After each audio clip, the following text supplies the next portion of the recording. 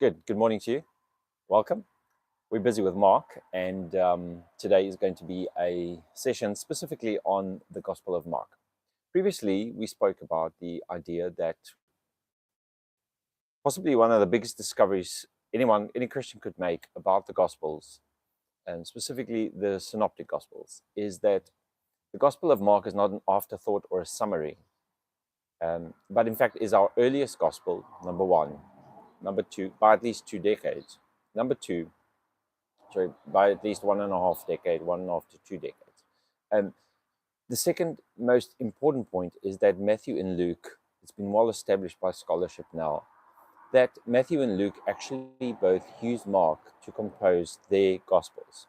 And often, in many cases, they use them verbatimly, which means that they credited Mark, or the writer of Mark, as a credible source. And so, really, in essence, Luke and Matthew are adaptations of the Gospel of Mark, which places Mark firmly as the cornerstone of the Synoptic Gospels. So this might not seem so interesting or important, but in fact it is absolutely critical.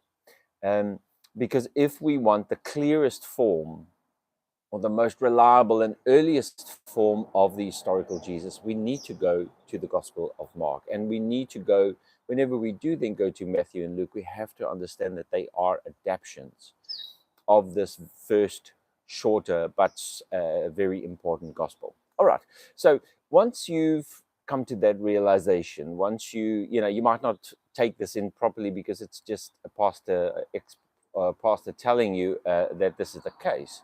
But once you've read enough to realize that this is in fact the position of scholarship, and it's been this for at least 150 years, the idea emerged much earlier, but it's the accepted position, the Markian priority amongst most scholars who don't have a dog in the fight. In other words, people who are trying to prove that the chronology of the biblical Gospels, Matthew first means Matthew was written first. Like that kind of flew out the window a very long time ago by anyone who's a serious thinker about these things. So the next thing we need to do then, and I'm kind of taking you on a journey because it's the journey I've taken over the last 3-4 years, is if Mark is so important and critical to us in terms of the development of the Gospels, at least the synoptic Gospels, in our New Testament, then we need to have a closer look at the Gospel of Mark itself. All right. So if we want to get to the best idea of what the Gospel of Mark is, how it came about, what do we actually have of this Gospel? And today's session is exactly this. It is a quick overview of all the data we have on the Gospel of Mark before the end of the 4th century. Right. So why by the end of the 4th century? Because by the end of the 4th century, we really have an imperialized church under the Roman Emperor Constantine, at least from the middle of this century. But the point is that from then on, the church becomes an arm of the state or of the empire. And things started accelerating in terms of duplication and transmission. And there's political influence and there's dogmatic influence, and it's just not the clear, pure picture we have before that. So it's also the case that our best copies of Mark appear in and around now I'm speaking on a correction now, I forgot, the 3rd or 4th century, but I'll clarify a little bit later. All right, so that's why we're going to look at the first 4 centuries. Now, let me follow my article. The article is up on Substack if you want to read it. I'm going to try and just kind of like expand on it a little bit in here. But this session is absolutely critical to realize that for our best gospel, what do we actually have? Now, I want to have a look specifically at data points, and you can come to your own conclusions based on these data points. These data points are not revelations. They're not things I found in a secret website. These are well-known data points, historically verified and accepted by most scholars. So I'm going to give you the data points. Number one, on what manuscripts we actually have of the book of Mark before the end of the 1st century. And secondly, where in all our church fathers do we actually have people using Mark, mentioning Mark, etc. So we're going to collect all the data we have for Mark in the first 400 years of the Common Era. All right. So we realize Mark is actually the beautiful swan and not an ugly duckling. The first earliest written account of the life of Jesus. We acknowledge that Paul was written earlier, but Paul does not speak about the life of Jesus for obvious reasons. He did not really know Jesus. Paul didn't really meet Jesus. He didn't walk with him. He didn't talk with him. So that Paul's letters have no narrative about the life of Jesus, and at most maybe 3 statements that might go back to Jesus. So Mark really gives us our first real glimpse into the story of Jesus. In this post, we want to explore a couple of questions. For instance, do we have the original Gospel of Mark? This is an important question. In the version me and you have in our Bibles today, is this the version that was actually written in 70 AD? We believe that Mark was written around 70 CE or AD. The fact that it was written back then does not mean that we have copies from back then. This date is established by the contents of the copies we do have. So we have a look at the contents of Mark as we have it, and then we go back and say, when would this have possibly been written? What's the earliest date, etc., etc. And so that's how we come to the date of 70 AD.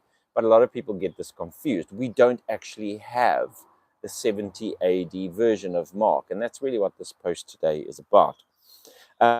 What do we have of Mark? What early manuscripts do we have them? And what do they say of Mark? What do they show us of Mark?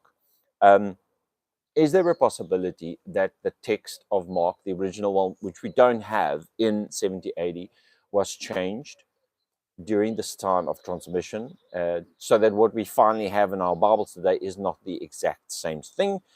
And also, of course, as I've mentioned, what do early Christian fathers and Christian writers say about the book of Mark? Where does it pop up in conversation, not conversation, but in their writings? So all of us, our beliefs are based on a particular interpretation of data points. Many of us, unfortunately, we've never actually had a look at the data points for the book of Mark. And I am one of those. I'm very guilty of that. I preach from the book of Mark and Matthew and Luke all my life without ever looking at the data.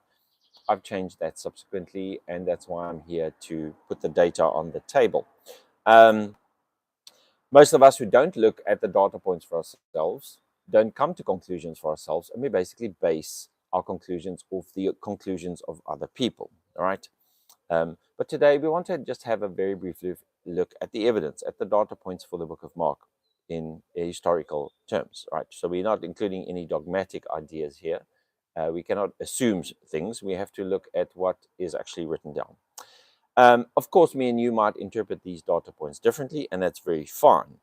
But the data itself is quite straightforward and simple. So interpretations are, although differing, they should at least align in some way. Okay, so what do the manuscripts we have of Mark actually tell us? So shockingly, we actually don't have the original manuscript of Mark, the one that we believe was written in the 70 AD. All we have is copies, fragments of copies, and we're going to be focusing on those before the end of the 4th century. Of course, after the 4th century, we have multiple copies of the same thing, because then scribes were professionals sponsored by the state copying the books of Mark. That's not the number of manuscripts tell us nothing after the 4th century. We want to look at the first 400 years. What do we have before the first 400 years, before the church became institutionalized and drew on the power and the prosperity of the empire to promote Christianity? That's what's important to us. That's where the crux of all of this lie. So we want to look at the early period before the church was institutionalized. Okay, so the question is, how back do our earliest manuscripts of Mark go? And the answer is not that far. The earliest manuscript we have of the book of Mark is called Papyrus 137. You can go look it up and go study it for yourself. Papyrus 137. It's called this because it was written on papyrus. It wasn't written in book form or codex form, which is understood to be the book form. And it is dated to around 200 CE. So I don't just want to briefly move over this. I think it's important that we take in for a moment that the first actual evidence we have of anything on writing, a manuscript, an actual writing with Mark on it, comes from about 130 years after we believe it to have been written. That is a very, very long time. And what is more alarming is that it only contains a few verses, less than 1% of the actual book of Mark. In other words, what I'm trying to say is, although we believe Mark was written in 70 AD or CE, our first manuscript is a 1% manuscript 130 years later. Now, you've got to think about that. The second one is Papyrus 45, and that comes to us at around 250 CE, which places us even further, about 180 years after the 70 AD supposed writing of the book of Mark, and it only contains about 12% of the book of Mark. So you've got to really think about what we're dealing with here.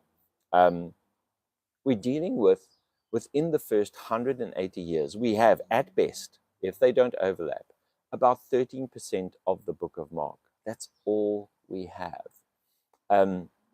Right. So then we come to, then there's a big a big jump in time. The next thing, I'm giving them to you in chronological order without leaving any evidence that I am aware of, and as far as I'm aware of, scholars are aware of.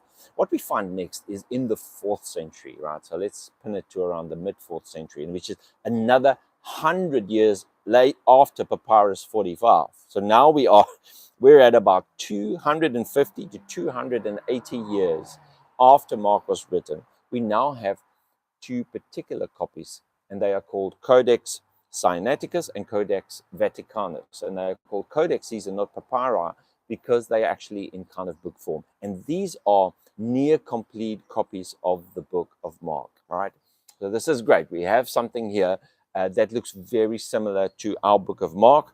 Of course, these very earliest, and which is really our most reliable copies of Mark, do not have Mark 16, verse 8 and later, so they have no resurrection appearances, no Great Commission, and no ascension in them whatsoever.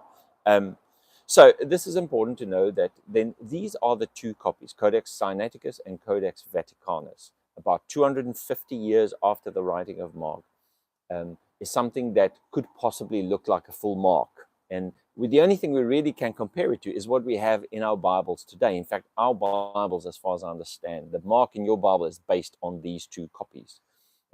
But before that, we have a 13% of the book of Mark at a minimum time of about 130 years after the book of Mark. Now, you would, if you write this out on a timeline and serious about its consequences, you'd realize we don't have much from the very early period. Kind of suddenly, in the 4th century, we have these two copies pop up. They're not exact copies, they differ, and I'll talk about some of the differences quickly. Vaticanus at the moment is in the Vatican, and Sinaiticus is at the proposed site of Sinai in a monastery down there in the south of the peninsula. As far as I know, that's where they're preserved at the moment. But the point is that for the 250 years before that, we basically have almost nothing. The only thing we do know is that there existed something like the Book of Mark, but we have 1% at about 130 years later, and we have 12% at about 200 years later. Okay, now there are a few other fragments, Papyrus 88 and Unicol 0188. They dated to the 4th century, but they don't really add much to the data, and they're already in the 4th century. Okay, so here's the alarming thing. That is it. That is all we have for the most important gospel of the New Testament, the gospel that was used by Matthew and Luke to write their gospels. Before these rather full copies, compared to today's versions, pop up in the 4th century, we have two small manuscripts, a 1% and a 12%, at 130 and 200 years after the actual writing, 250 years after the actual writing. Guys, it is not much. at all. So what's the point of this?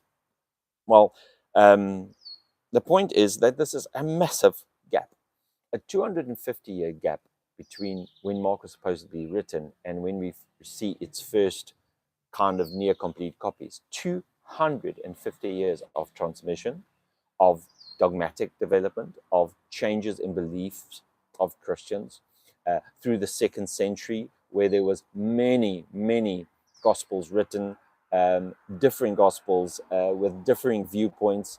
The second century was the age of the Gnostics and the Marcionites, etc., etc. Many varieties of Christianity that oftentimes adjusted, rewrote, and adapted the Gospels. We come through all of those centuries. Do we expect there to be a difference between what Mark wrote in 70 AD and what we actually have in the codices of the 4th century? Well, the reality is, yes, we do expect there to be a difference because of scribal error, scribal copying problems, scribal dogmatic belief, reinterpretations. We know that gospels were adjusted during these early periods. We know that the scribes were not professional scribes. The first scribes of the church were not professional scribes. They were most, at best, learned Christians that took it upon themselves to rewrite the Gospels for distribution. It's only after the imperialization of the church that we have professional scribes. So the point is that the mistakes and the changes would have been multiple earlier on, much more so than later on. All right. So we can't confidently say that the text didn't change during this time. In fact, we know that scribes often made changes. There are many books written about this. You can go read about it. Not only were books changed, rewritten, altered, but false and under pseudographic books were written under the names of Paul, Peter, some of the disciples. We know that this was a common thing, especially in the second century. These things were there. Even our current New Testament books, I think Second Thessalonians makes mention of people writing under a false name of Paul.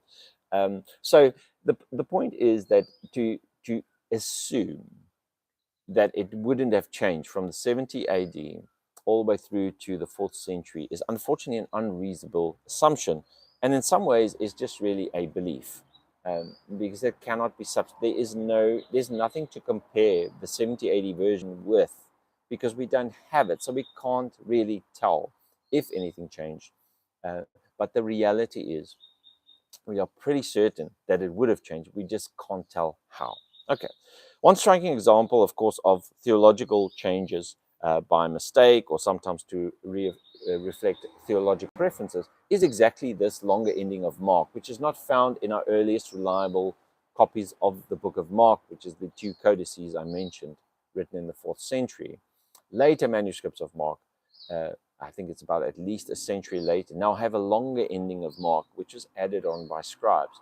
And this gives us an idea of the freedom that these early scribes had to adjust, not in a false sense or in a malicious sense, but to the best of their understanding and knowledge. That's not really the topic of today. But if such a big addition could happen in the 5th century, what else might have changed in the 1st, the 2nd, and the 3rd? And the reality is we cannot tell and we cannot know. The point of this is just we cannot confidently say that the version we have in our Bibles, which is highly reliant on the version of the 4th century codices, is the same as the 70 AD version written. We cannot say that confidently. It is impossible to prove it. And anyone that makes a statement like this is making a dogmatic statement, because there's no evidence to help us along that line of reasoning. Even our best early manuscripts, like Codex Vaticanus and Codex Sinaiticus, which I've mentioned, they don't agree with each other on many things. Scholars have identified between 600 and 800 textual variants between these two. Now, these are minor variants, spelling mistakes, maybe possibly word order or so, but there are also about 40 to 50 serious differences, which can really affect the way we believe and understand the life and words and deeds of Jesus. I'll list you a couple of them. For instance, in Codex Sinaiticus, there is a portion that says, and the rooster crowed. With Codex Vaticanus, don't include that. All right. Then in Codex Sinaiticus, there's a portion in let me just see, I can give you the reference here, Mark 2 verse 17, which includes a call to repentance, and Vaticanus does not have it. Sinaiticus in Mark 1 verse 2 calls Isaiah the prophet, says in Isaiah the prophet, where Vaticanus does not include the name Isaiah. And there's reasons for this. It's beyond the scope of today. The point is just they are not exactly the same. Maybe some of the bigger differences are, for instance, in Mark 1:1, the gospel starts with Jesus the Messiah, the Son of God. Now that is in Sinaiticus, but Vaticanus does not have the portion Jesus Messiah, the Son of God. Now this is an important thing. This is not something that someone's going to leave out on purpose. These are different traditions. The point is simply that we do not have a uniform tradition. Even in our best copies in the 4th century, we do not have a uniform tradition. They differ, sometimes insignificantly, sometimes very significantly. And if these later copies differ, imagine what the earlier versions would have been like. Now, let's move on to, those are the manuscripts. I mean, it's literally that. Before the end of the 1st century, we have the 1%, the 12%, and then the 2 rather full copies in the 4th century, right? But what about early mentions of Mark? Where do we have evidence of the early church fathers actually mention the book of Mark? How do we know that there was a book of Mark in the first place? And a lot of that comes to us through its mentioned by the church fathers or early Christian writers. So we're going to look at how the early referenced Mark, or something like it, before the 4th century codices appeared. Firstly, we have Justin Martyr, who lived from 100 to 165, which is early 2nd century. He doesn't mention Mark by name, but he refers to the portion he quotes as the memoirs of the apostles. In his dialogue with Trypho, it's a later, it's kind of fiction like Plato's dialogue, but with a Jew. He mentions the name change of Peter, which, as far as we understand, only appears in the Gospel of Mark. So it seems like Justin Martyr had access to something in the early 2nd century that had something that only our current Gospel of Mark and the codices also has.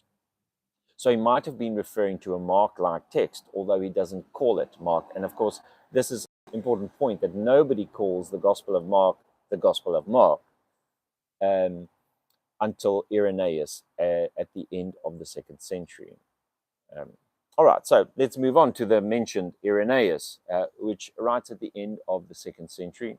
End of the 2nd century.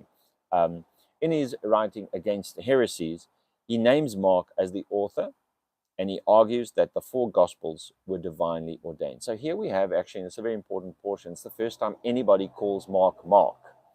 Mark is anonymously written according to the actual book of Mark. It's written in the 3rd person. It doesn't mention Mark as the author, but by the time of the end of the 2nd century, church fathers believed that Mark had written this. And so, as far as we know, Irenaeus is one of the first that actually mentions 4 Gospels and puts Mark in that list. All right, so the point of this is to say that we have something like Mark in this times, that nobody is denying the existence of this Gospel. But it is impossible from these mentions and the fragments we have to kind of say we know exactly what the Mark of 70 AD looked like. And that's the Mark we're staking our lives on.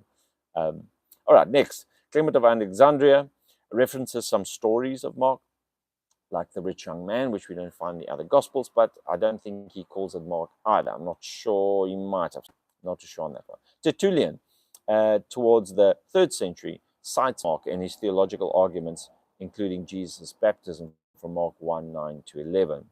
Then we have the Moratorium fragment, just for completeness sake, it's 2nd century. Lists Mark also as amongst the first scriptures. But then we have our most important mention of the book of Mark.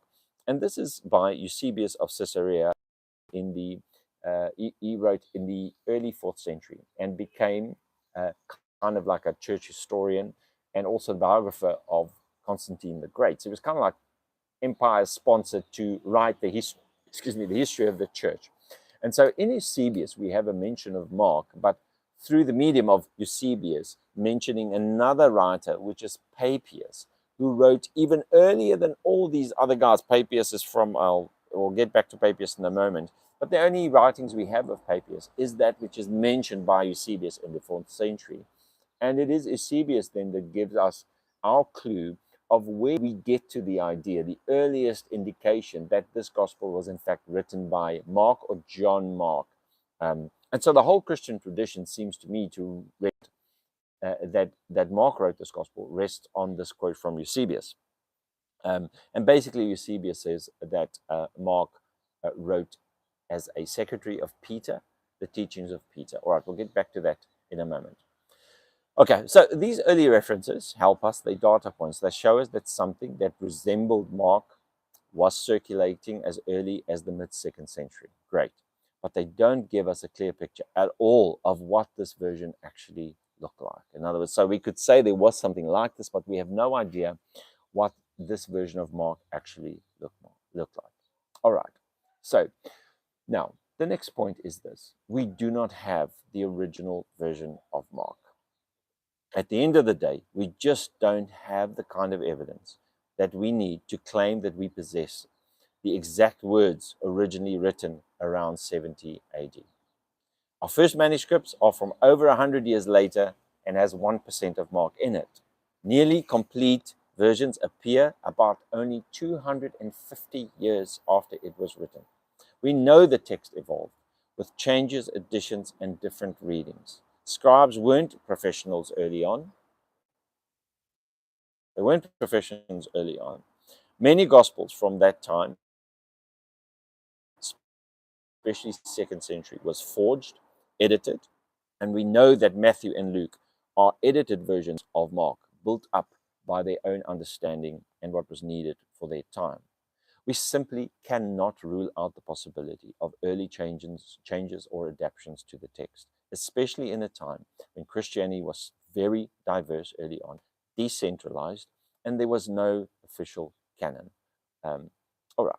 But the alarming point or the sobering point is this, that even if we did have the original 70 AD Mark, let's say tomorrow we find an amazing find, the original 70 AD version of the Gospel of Mark, hypothetically. Would this give us the exact words of Jesus? Because, of course, all of this comes down to this. We want to know, did Jesus really say the things he said in Mark? Did he really do this? Did he really walk there? We want to know because our faith is based on these assumptions. But unfortunately, the answer is probably not. Even if we had the exact 70 AD copy of Mark, the way the Gospels came together would not afford us an exact verbatim words of the teachings of Jesus.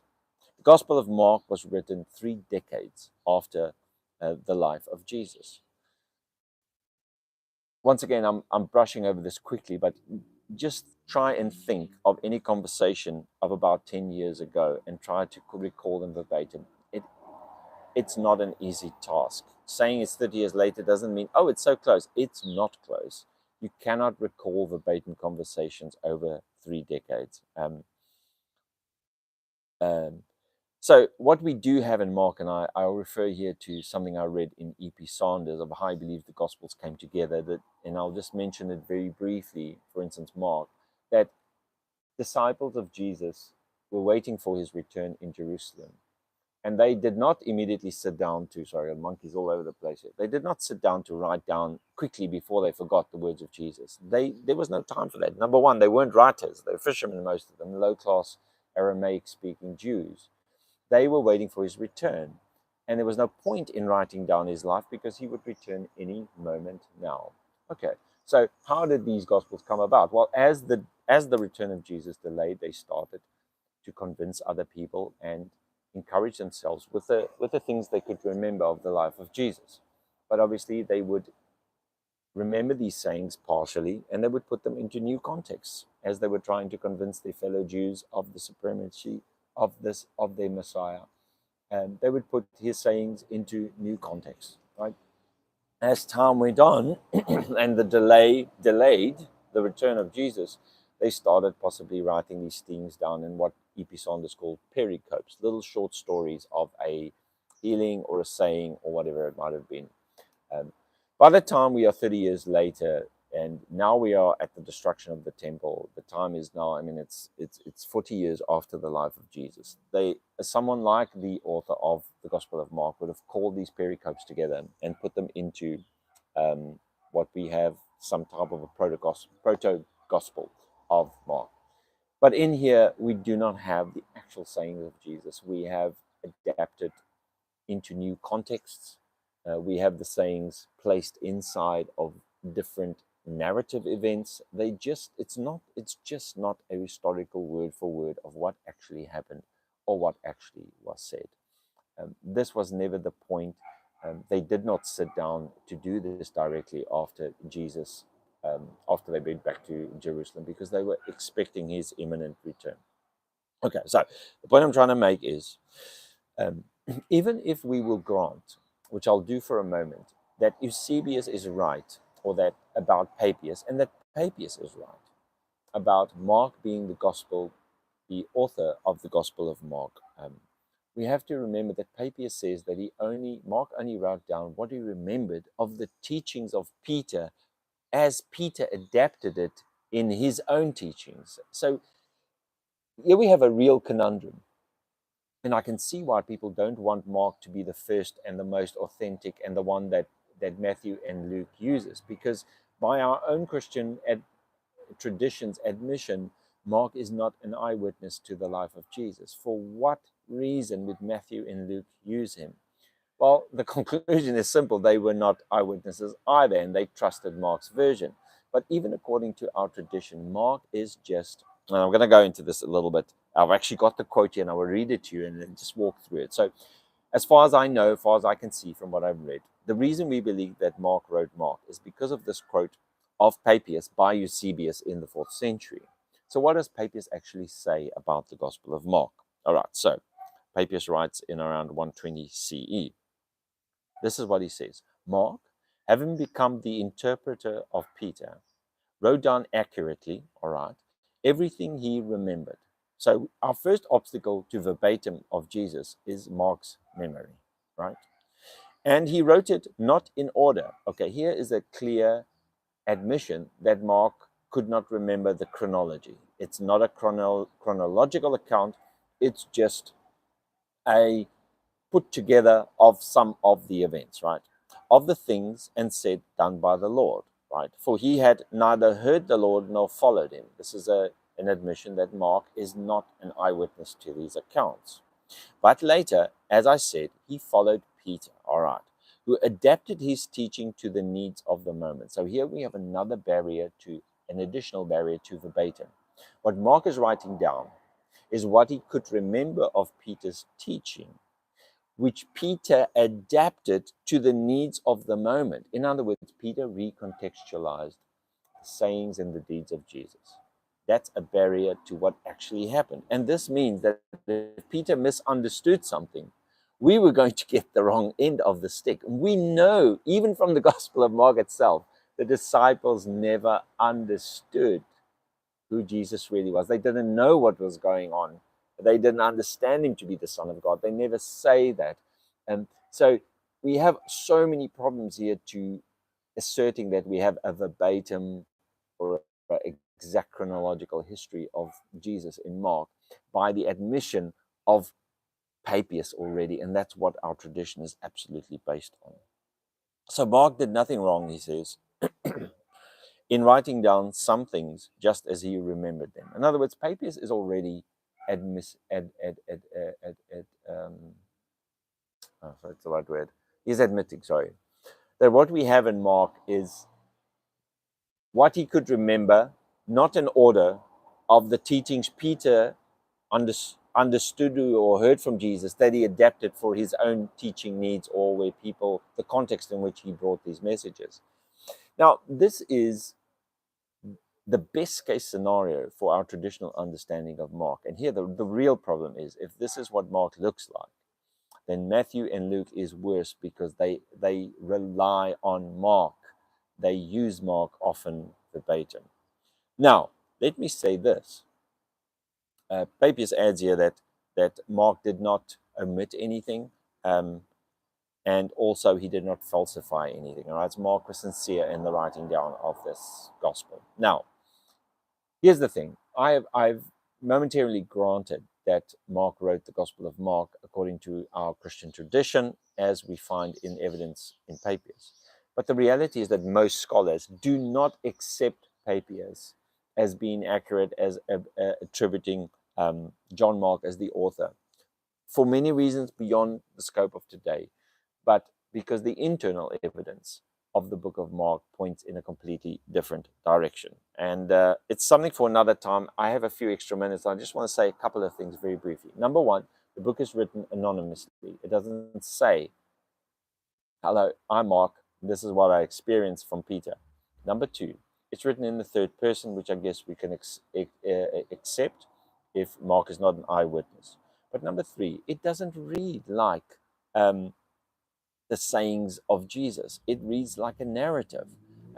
Papias is saying that Mark is a, let me just get this quickly, the things said and done by the Lord. In other words, we should expect this to take the form of Peter's sayings, and it doesn't take that form. It doesn't take the form of Peter's sayings, and neither does Peter. Is Peter mentioned as someone special here that this is attributed to? In fact, Peter is kind of one of the worst disciples in the book of Mark. It doesn't make the internal evidence of the book of Mark points in a completely different direction. And so whatever you make of Papias, scholars reject the idea that Papias correctly attributes the Gospel of Mark to John Mark. And I agree with that from the data. My final thoughts for you today on this very important gospel is this. A quick breakdown. I want to just give you a quick breakdown of the layers we have to go through to get from Mark, or to our modern day Bible's Mark, all the way through back to the historical Jesus. Number one, here's the layers. They start up like this. And this is according to the tradition that John Mark would have written the Gospel of Mark. Number one, we have Jesus between the years 30 and 33 CE, let's say, circa, speaking in Aramaic for a period of, if according to Mark, around not much more or less than 1 year, right? Then we have about 30 years later, we have Peter going around, and he is teaching, or maybe not 30 years later, but within the next 30 years, Peter goes around and he teaches. He teaches based on what he remembers and understood from the teaching of Jesus. Now, this already, remembering and understanding, is the two human things we can't rely on. And he also, in admission to Papias or Eusebius, Papias through Eusebius, is that he adapted the material for the audience. In other words, when he was with Greeks, he might have said something different to when he was with Jews and when he was with Pharisees. And this is very normal human behavior, is to adapt the lesson into a parable form that makes sense for the audience in front of us. That's what storytellers do. But that's another layer that we now have to dig through. Like, what adaptations did Peter make? What did he actually understand? And what did he actually remember? And especially when we know from the Gospel of Mark in question that the disciples were always, their heart was hard and they didn't understand. And if you haven't never read Mark in isolation, you need to do that.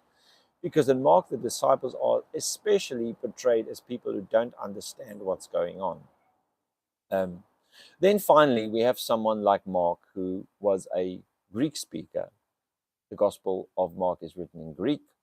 So we have a language barrier. We have to get across from Aramaic into Greek, which causes a lot of problems. And there's a lot of things in the Gospels that we can't trace back to Aramaic from the Greek.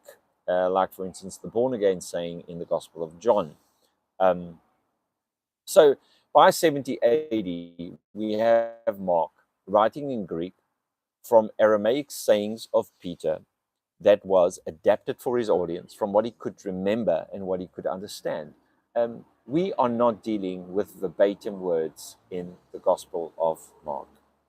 Now, we skip 250 years of transmission, of errors, of Christian theological movements and reinterpretations to get to the codices we have in the 4th century, which I've mentioned earlier, Vaticanus and Sinaiticus.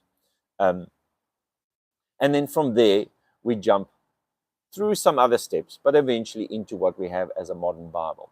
The point I'm trying to make, modern English Bible, is that it is impossible to assert that what we have in our Bibles today, in the Gospel of Mark, our most important Gospel, is the verbatim words of Jesus. There are too many layers of interpretation, human flaws and understanding, repetition, memory, human adaptation, scribal errors, scribal adaptations, theological movements, translation issues, which the moment you translate something, you by necessity you reinterpret the um, the material.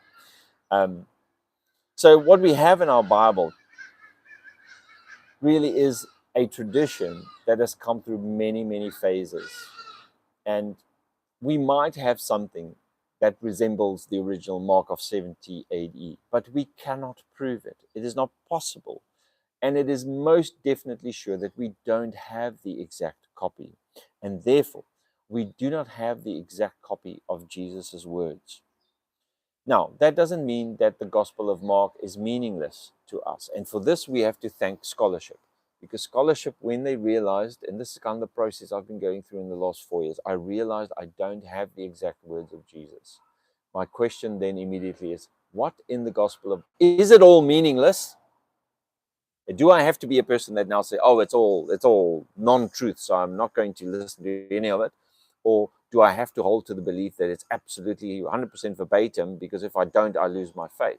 Well, this is where scholarship helps us a lot, because scholarship over the last 200 years have been able to, with historical methods, piece together what were the things that were most likely to have been attributed to Jesus, and what were the things that most likely would have been adaptations from later times.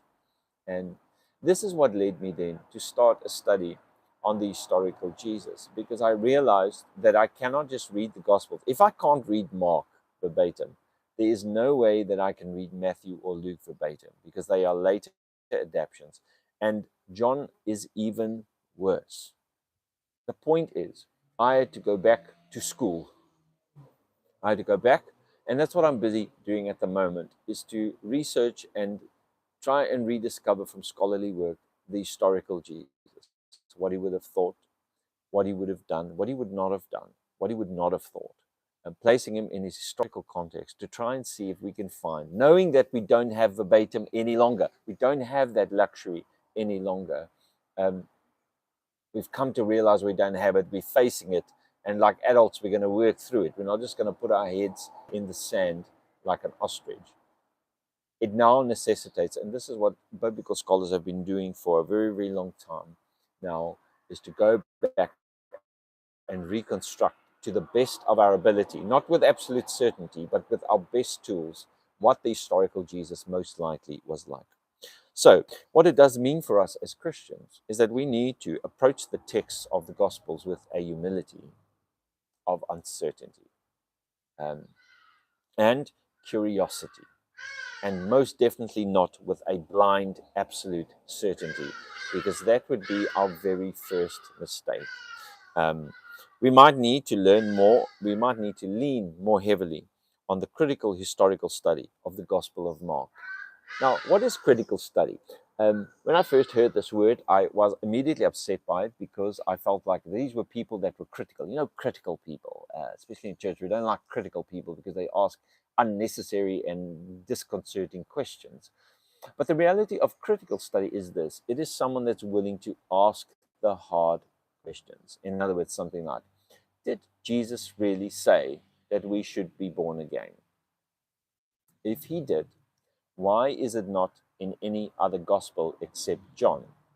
Why is it only found in the gospel that is most probably the most furthest removed from the historical Jesus, the one that was written much later, under obvious influence by Greek ideas, that looks completely different in discourse, teaching style, narrative, and the identity of Jesus than any of the other Gospels. Why do we have to accept that Jesus said we must be born again?